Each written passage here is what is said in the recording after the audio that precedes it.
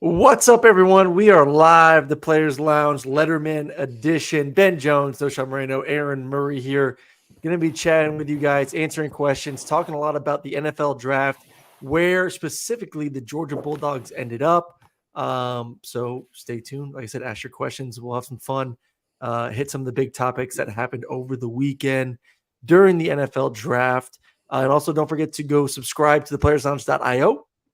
Go share with your Tennessee and Clemson friends.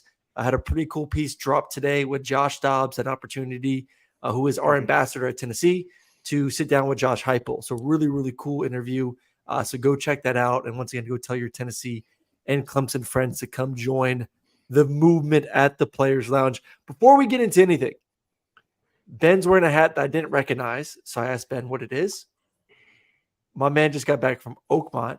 Well, the best, probably top 10 in the country? Would you shoot? In the world. Oh, the world, Craig?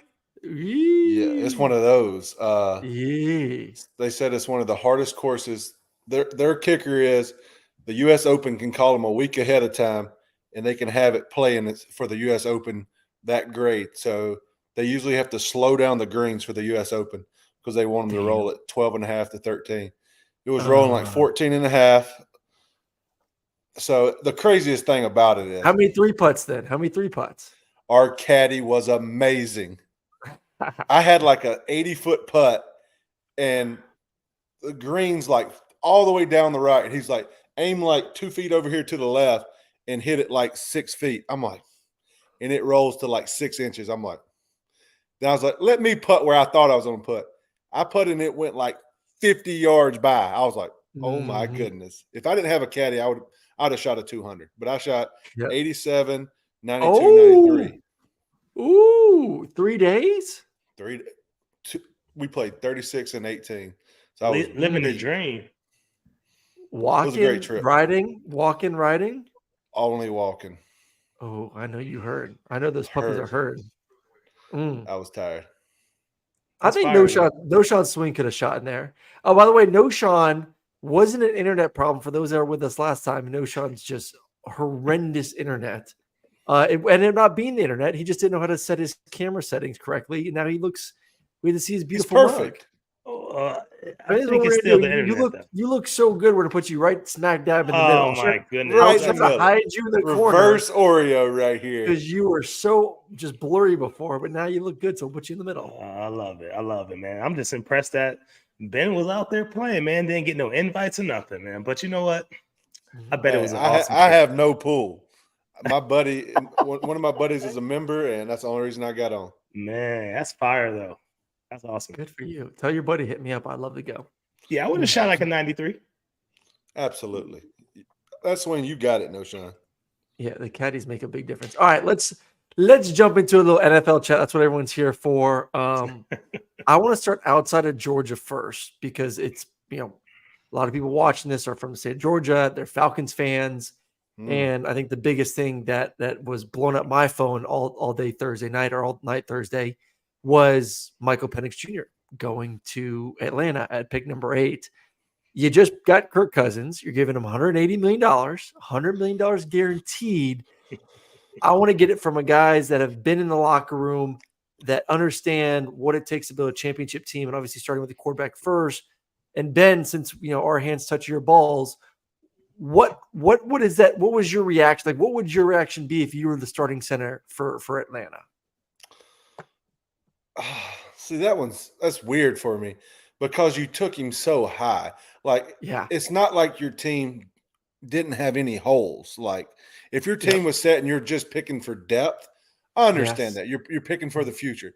But the amount of help they need on that D-line and other positions on the team, you only do that if you're just picking for depth in the future. Like, you have holes to fill. Let's fill them. I know their whole saying is we're never going to be this high up in the draft again. Yeah, you might be. Or you might be gone. Or you can always trade up if you really wanted someone. Yeah. So that one, I'm sitting there watching it, and I was blown away. Yes, I think he's a good quarterback and everything, but I don't think it was the right time for them to take a quarterback. Yeah. Well, even the Jordan Love thing. Jordan Love was picked number 26 in the draft. like a luxury pick, when Green, and even they need, receivers. That's why Aaron Rodgers is so pissed off. Knowshon from a you're in the huddle standpoint, because I don't even know how much OTAs Kurt's going to be able to do with the Achilles. Exactly. How weird is it? A number 8 pick in the NFL draft is probably going to be taking a lot of reps in the OTAs, and you look over on the sideline and there's a $100 million guaranteed quarterback over there too. Yeah. I mean, for my position, it doesn't really make that big of a difference. You just want to see a guy get into that huddle, command the huddle, know what he's doing in there, right? And could put the ball where he needs to, right? And you mentioned it, Kurt's coming off that injury, right? So although it was a weird pick, I see where they're coming from. Who knows how many more years they have from Kurt, you know what I mean? And once that's done, they can just roll right into their next quarterback, right? So I can understand why they were doing it, but for a running back, I mean, it's just like, let's get in this huddle, you know what I mean? Let's see how he can command it and make sure he puts us all where we need to be, and then go out there and make some plays. So I think my biggest issue was when Kurt was brought to Atlanta, and obviously this is more from, I'm sure, fans hyping it up in media. It was like, okay, Atlanta, maybe not Super Bowl contender, but Atlanta is now, I would guess, is probably the favorite in the NFC South. Atlanta is a more of a contender in the NFC in general. It's like you're building all this hype for next year, but then you pick a quarterback, and then now your message is we're building hype for 4 years from now. Well, what would you have liked them to pick then? Tell me that. What would you have liked? Like Ben said, pick a defensive tackle. Pick anyone. Like, you're not in a position. You could have had the number one. They'd been the first defensive player in the draft. They need corners. They need edge players. They need everything on that defense. Did they not pick that up a little bit later though? I feel like they did. Who cares? You get the number one guy at your position. The best one. You could have got the best defensive player in the NFL draft. The best. They could have been impact guy tomorrow. Mm-hmm. And once again, I'm with you, Knowshon. Like, if I get it. If you as a franchise are saying we're gonna play this slow, Kurt is my boy T-Bob, and I just showed her. Kirk Cousins is Alex Smith. We don't know if we believe he can win a Super Bowl. We're gonna bring in a guy who we think is very talented, that in 3 or 4 years from now will be ready to do that, and he'll still be on his rookie contract. I get that, but it's just weird. Kirk Cousins all that money if you're going to draft a quarterback. 100%. I mean, I get it, but you saw it with Patrick Mahomes though, and you saw it with some of the other guys that were behind guys that were getting paid big money, and Alex wasn't getting paid what Carson's getting, or what. True, I get what you're saying, but I mean, and you could have gone defense, but okay, what happens when Kurt goes down, or if something happens to him, or in 2 years or 1 year? Then you're doing that whole process again where you're looking for a quarterback. It's just what the Broncos are doing. Looking for a quarterback. Now it's like, you know what? We are passing on some really, really good defenders and so on some other positions that we might need. But, bro, we got this quarterback situation locked up for like 6-7 years. That's how they're thinking. Agree. So, I don't know. Hopefully. I get it. All right, let's move on from the Falcons. Let's get to a little Georgia. First player off the board, Brock Bowers going to the Raiders. And I guess before we get into player specific, Georgia only had 8 guys drafted. I say only. They had 8 guys drafted, which feels like not a lot. Kirby Smart doesn't put double digits in the draft. Everyone's like, what's going on? But if you look at, I think I saw something today, like the comparison between him and Nick Saban in the same amount of time as head coach, he has like 20 more draft picks, than even Nick did. It's just crazy. So that sounds crazy. Should this be encouraging to Georgia fans, knowing that only 8 guys got drafted, looking to next season, knowing that there's so much talent on the roster? Is that a way to look at it? Yeah, I'm thinking, hey, we got a lot of O-linemen coming back, quarterbacks back, our outside threat at receivers back. Yes, we lost Brock, but you're looking at we lost our secondary, but our front seven is pretty much back. So we lost some skill positions. Other than that, the meat of our team is back. Yeah. Right. Yeah, I'm right with you. The meat of the team is back. We lost some decent players, some really good players, but I feel like we have a lot of confidence in the guys that are behind them, and they got a little bit of time and exposure to the game last year, right? So, I mean, losing a big piece like Bowers on the offensive side could hurt, but we have some really, really good tight ends that was playing behind them. That got some time last year, like I said. So, no, I mean, I'm excited. Were y'all shocked that he dropped out of the top 10? I was more shocked that 6 quarterbacks went in the top 12. Okay. Yeah. That's definitely shocking. The quarterback situation.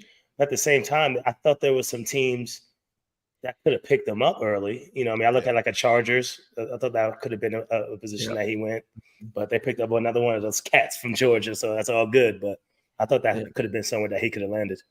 Yeah, I agree. Like, I think you look at the 12 picks in front of him, nothing really made sense besides probably the Chargers.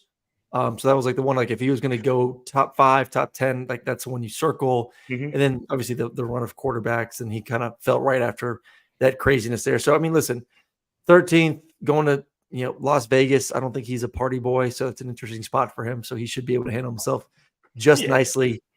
I guess next one, really, I mean, there's a lot of talk heading into it was, does Ladd go in the first round? That's a question I got asked a million times. Like, is Ladd going to go first round? Like, I think if Ladd wasn't hurt all year, then yes. Because I like him better than, old white boy Purcell from Florida. Yeah, which is crazy. Yeah, your thoughts on that? Still, I'm just saying, but still, I didn't. That was a weird pick for 49ers, I thought. I mean, why not pick a Ladd, in that position? That's just a loss for them, I think, honestly. Yeah, but you guys know how much the what an injury can do to a guy in the draft. I mean, are you picking between two guys that are somewhat similar? Like I said, I would lean towards Ladd a little bit. But then you look at, hey, that guy missed the majority of the season. Like, Ben, how much do you think that went into? I mean, listen, he was early second round going to the Chargers, which is an awesome spot. Like, I don't think he's bitching at all. But how much do you think that went into him falling out of the first round? Or do you think that was where he should have been from the start? Seeing his combine and pro day, he has all the intangibles. He's what a guy. Well, you're looking at pure size of a guy. He's not a big guy, but he can do it all. But if he was healthy the whole year, he would have went in the first round. Yeah. Buffalo wouldn't have traded back, and Buffalo would have taken him in the first. Yeah. Buffalo took. Yeah, but at the end of the day, if you're Ladd, do you want to go? You want to go Buffalo, or you want to go to LA? He's in a great spot. You got to think both of them's got good quarterback. I just want a receiver to get their quarterback. Yes, right. And that receiver room for the Bills, that's going to crap.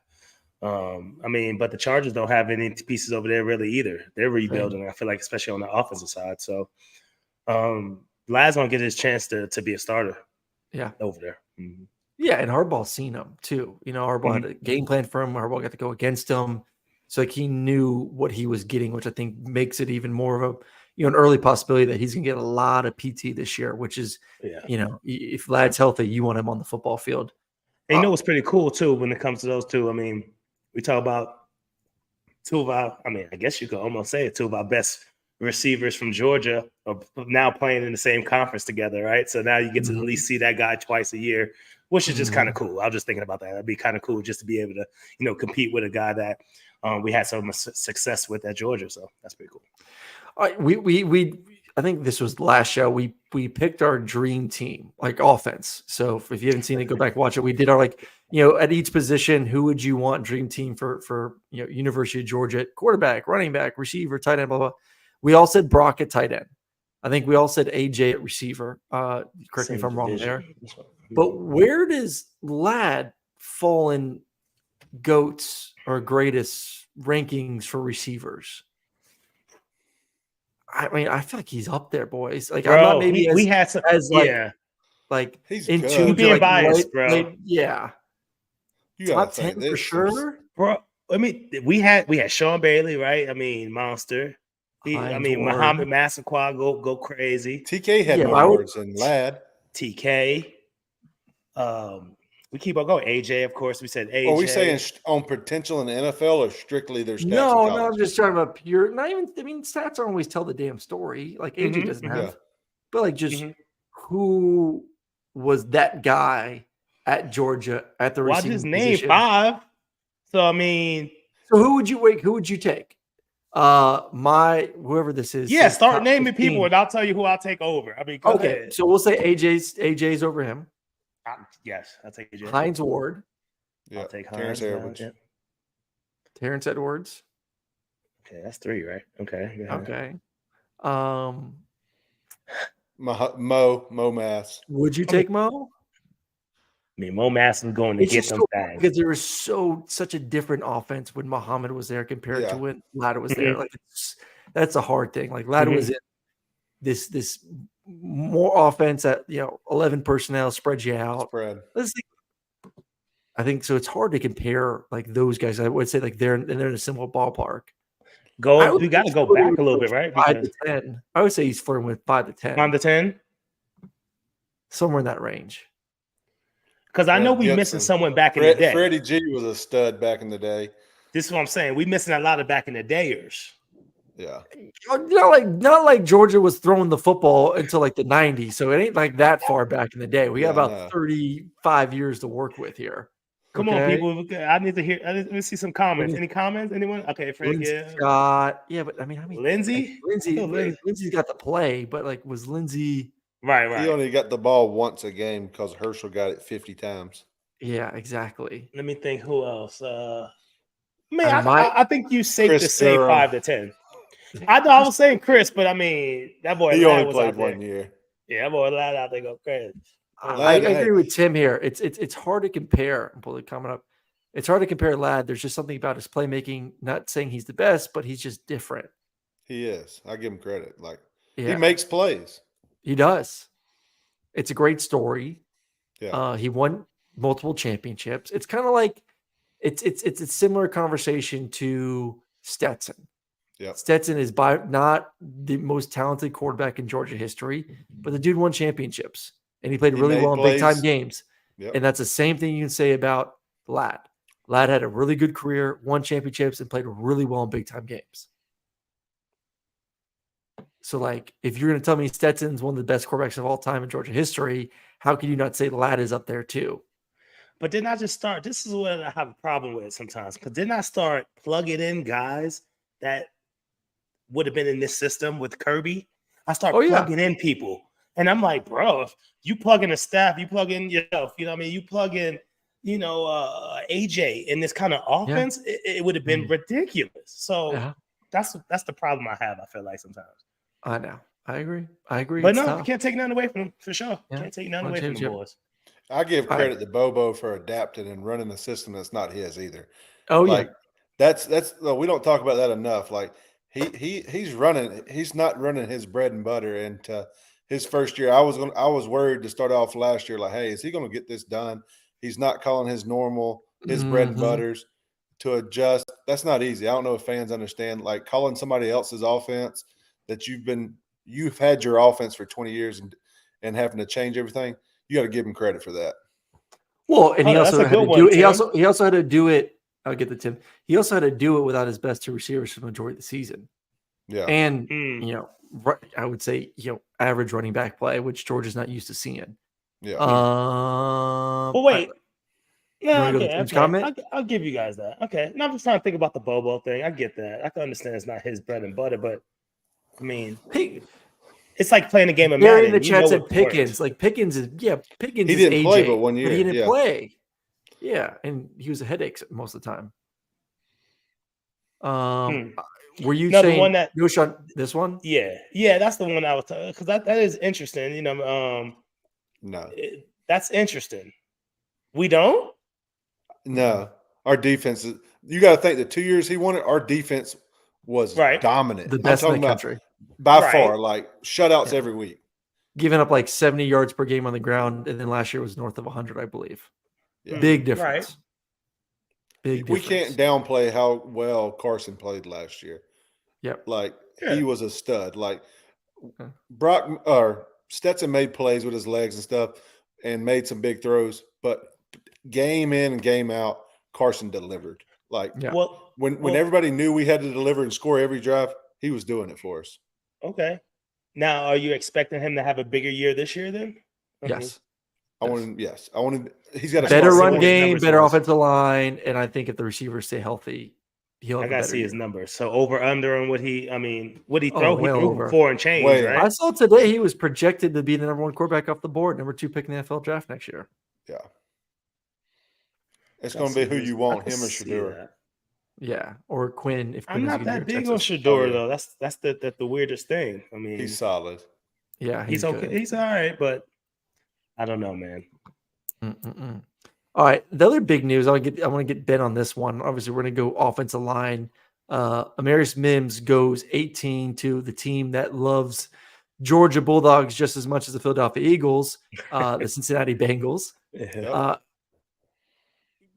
There were some interesting takes by Nick Saban, just kind of calling him out for the inconsistency, not playing, and then not playing, really in the SEC championship game, kind of taking himself out. Like, what did you take away from Saban's comments about Mims and the lack of PT? Yeah, I thought that wasn't like Saban. That's what threw me off. Like, a guy had surgery. It wasn't like he wasn't playing because he was just like, oh, I'm going to rest my ankle. He had surgery. He had it fixed. He is a big human. And when you have a high ankle sprain and you're having to set and plan on that ankle, that's not easy to come back from. And he wants to play at a high level. If you're not playing at a high level, you're doing your team disjustice. And I think he made the smart decision like, hey, I don't want to hurt our team's chances to win. If I'm out here on one leg, hey, let's put in trust. Let's get a guy who's playing well for us. So you can't hate on the guy for that. Yeah. Like, he went out there and tried it out. He wanted to play. He wanted to win for his team. He just couldn't get it done.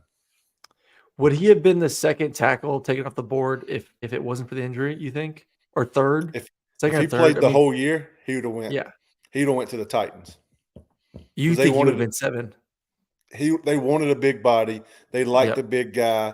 You got to see the guy they drafted at the Browns last year, same O-line coach, the big guy from Ohio State. They want a big body. Yeah. He was the big body, but they were like, he's only played like 6 or 7 games. Like, let's go with the guy who's played for 3 years. We know what we're getting. Let's not take a chance here. Yeah. All right. I agree. Like, he may end up being, if he can stay healthy, maybe one of the bigger. You say it's hard to say steal in the draft when you go number 18, but he was the 5th tackle taken off the board. Like, that just, it was a deep class of tackles, deep class of receiver. So I think that's he is. I'm with you. Probably the second most talented tackle, behind Joe Alt.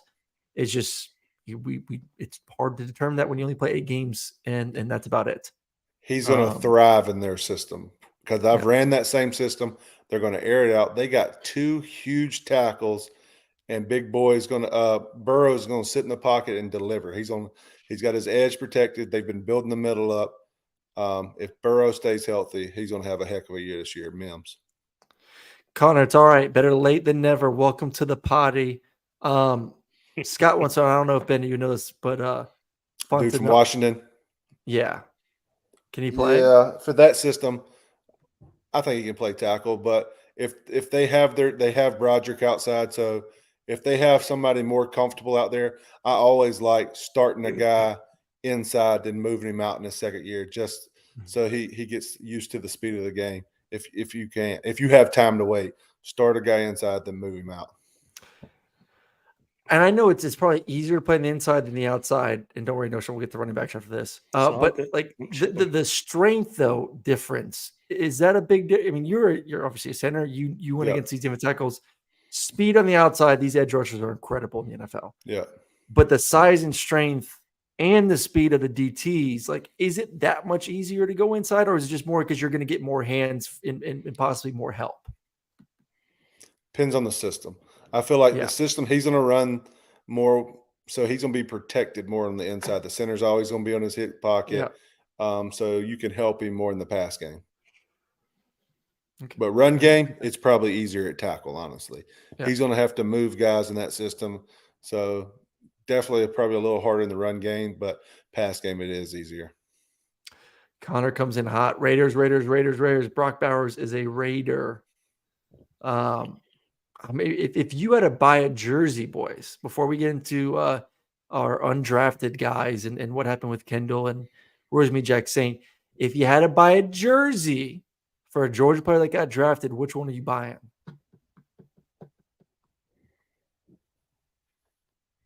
Brock. They got the best jerseys, Raiders. Black and silver. Not the baby blue Chargers? Not the baby blue Chargers? Yeah, Charger ones would be fire though too. Yeah. The Minshew magic. Brock's going to get fed because Minshew's just going to get rid of it. I still can't believe the Raiders don't have a damn quarterback. Their quarterback room is. What are you talking about? They got Minshew. He's yeah. Oh yeah. Okay. What do you think? Kamari went to Houston. That's a good pick. That's I like good. him That's there. good. Javon going to Green Bay. Like that. Another dog. You- They Ben got a got- lot of dogs.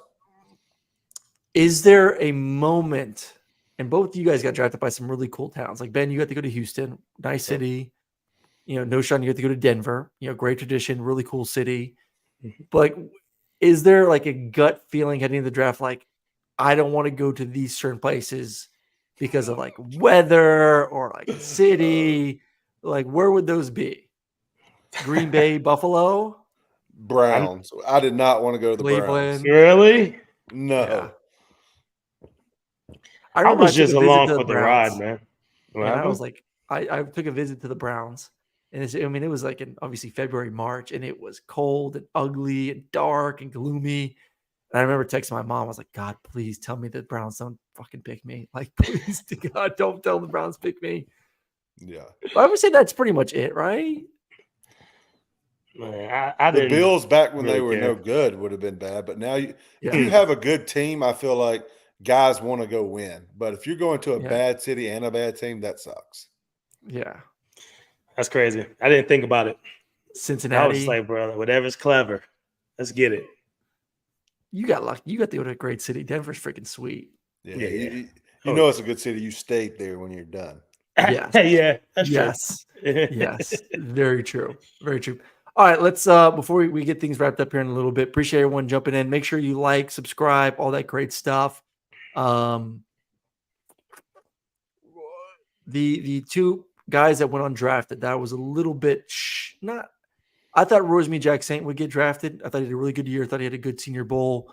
And then Kendall Milton undrafted too. Let's start with you, Knowshon. Were you shocked Kendall didn't make it in the draft? I mean, when you look at the list of running backs that came out, we had a lot.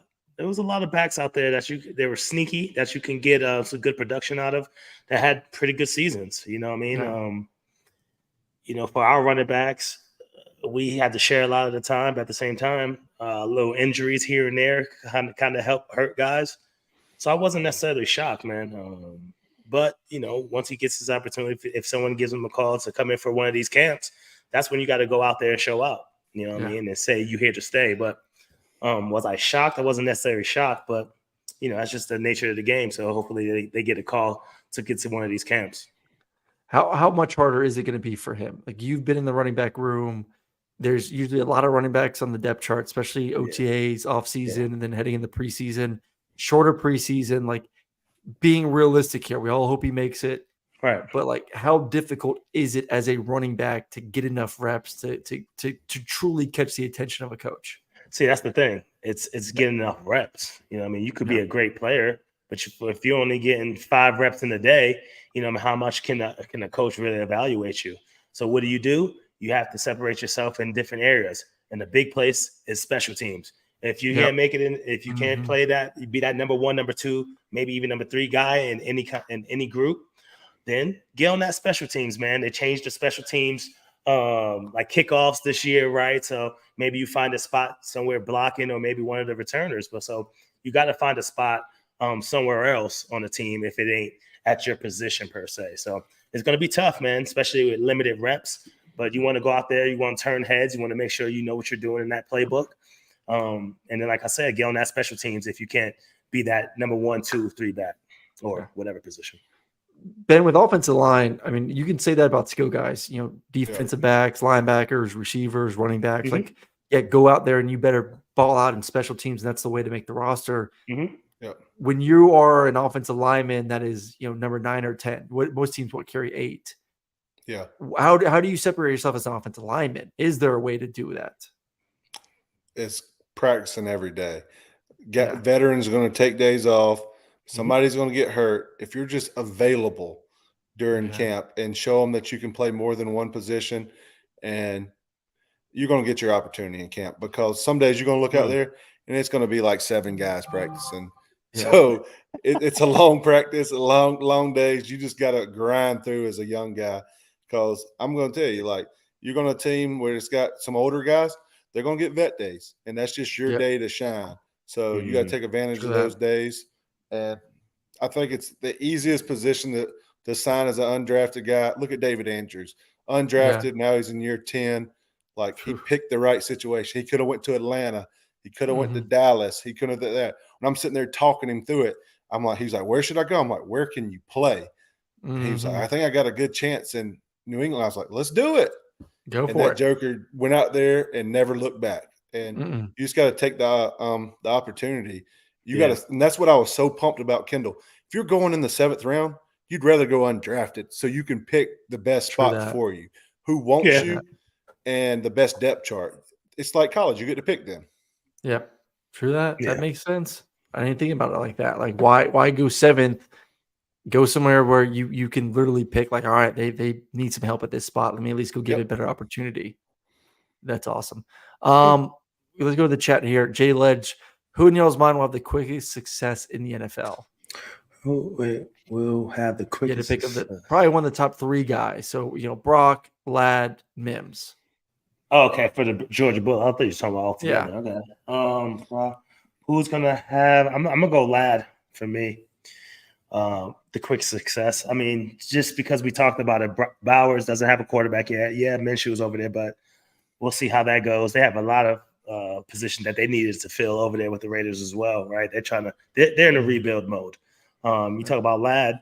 You got a new coach, but at the same time, you got the quarterback. You know what I mean? It's all about that quarterback, especially at that position. And they need receivers, like Ben said. They need receivers. Exactly. So, I mean, and usually tight ends, man, I mean, you could look across the board. First-year tight ends usually don't do they ain't 1,000-yard receivers. You know what I'm saying? Like, it takes them a little time to get the ball rolling with them. So, I'm just going to go Ladd. Well, there's a little bit. They have more to learn. You got to learn the blocking schemes, the run schemes, plus the route schemes. Where Ladd's just out there learning how to run routes and pick that up and go play. So I'll lean towards Ladd too. Any chance Mims could be the star of the 3, Ben?